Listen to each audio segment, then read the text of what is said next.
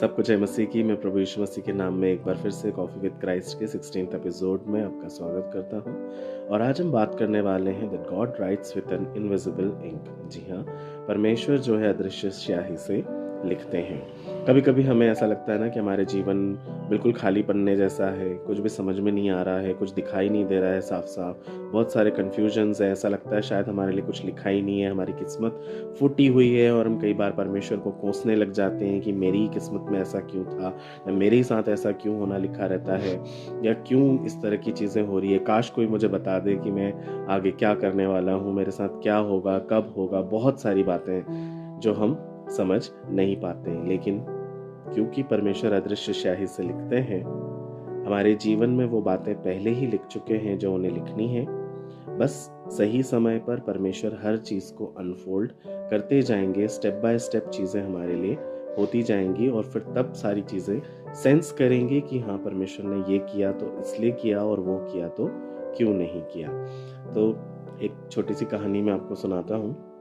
एक बार एक बच्चा अपनी माँ से पूछता है, माँ अपनी डायरी में आप क्या लिखती रहती हो, उसमें कुछ दिखता तो है ही नहीं। माँ मुस्कुराती है और अपने बच्चे से बोलती है कि बेटा, ये अदृश्य स्याही है और ये अभी नहीं दिखेगी, परंतु जैसे ही इसे रोशनी मिलेगी ये चमकने लगेगा। ये बात हो जाती है, माँ भी उसके जीवन से चली जाती हैं, और जब वो बड़ा होता है तो कई सालों बाद उसे फिर से वही डायरी वापस मिलती है।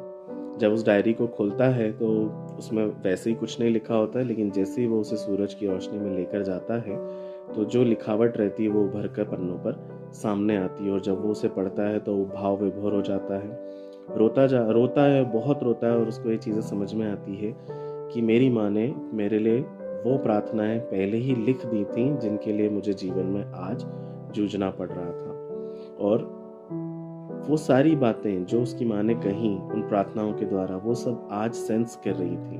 उसे लग रहा था कि ये सारी चीज़ें जो है अब सही पजल का जो सही हिस्सा है वो सही जगह जाकर फिट हो रहा है। पर उसे एक बात ये रियलाइज हुई कि उसकी माँ ने उसके लिए जो प्रार्थनाएं लिखी वो बेशक अदृश्य थी, पहले से लिखी हुई थी, लेकिन माँ जानती थी कि भविष्य में उसके लिए क्या हो सकती है परिस्थितियाँ। वैसे ही हमारे परमेश्वर भी आपके लिए आपकी आशीषें लिख चुके हैं। वो आपके अगले ब्रेक थ्रू के बारे में लिख चुके हैं, वो आपकी हीलिंग के बारे में लिख चुके हैं, वो आपके रेस्टोरेशन के बारे में लिख चुके हैं, वो आपकी लाइफ के पर्पस के बारे में लिख चुके हैं। वो हर पन्ने को पहले से लिख चुके हैं, बस वो अदृश्य स्याही